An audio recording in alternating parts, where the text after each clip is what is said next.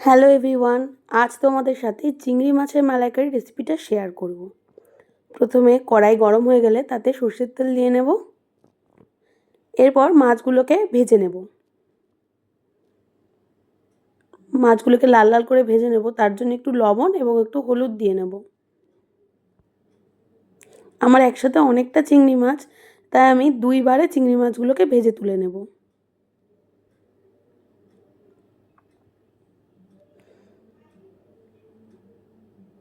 মাছগুলো আমার বেশ লাল লাল করে ভাজা হয়ে গেছে।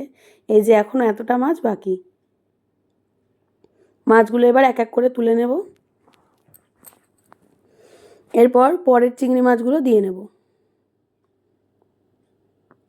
সেম আবারও একটু লবণ এবং হলুদ দিয়ে মাছগুলোকে ভেজে নেব।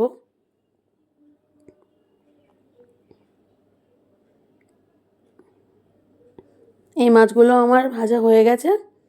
এবার মাছগুলোকে তুলে নেব।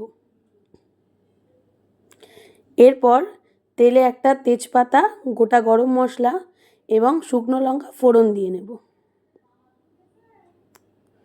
ফোড়নটা ভাজা হয়ে গেলে এরপর পেঁয়াজ, আদা এবং রসুনের একটা বাটা পেস্ট করা আছে, এটা দিয়ে দেব।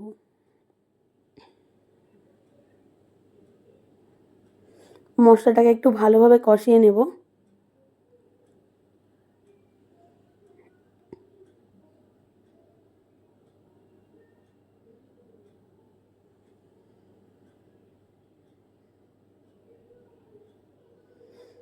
এরপরেতে দেব নুন, হলুদ, জিরে গুঁড়ো, ধনে গুঁড়ো আর দেব শুকনো লঙ্কা গুঁড়ো।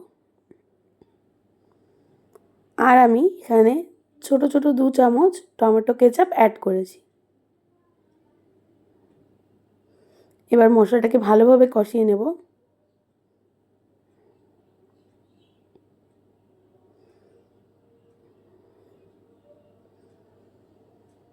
এরপর মশলার মধ্যে চিংড়ি মাছগুলো অ্যাড করে দেব।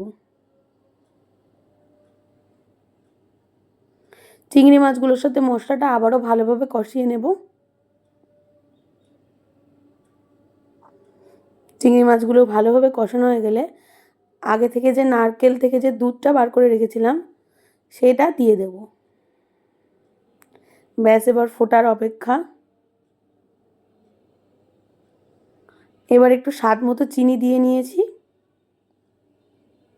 এই যে চিংড়ি মাছের মালাইকারি আমার রেডি। এবার একটু ঘি আর গরম মশলা দিয়ে দেব।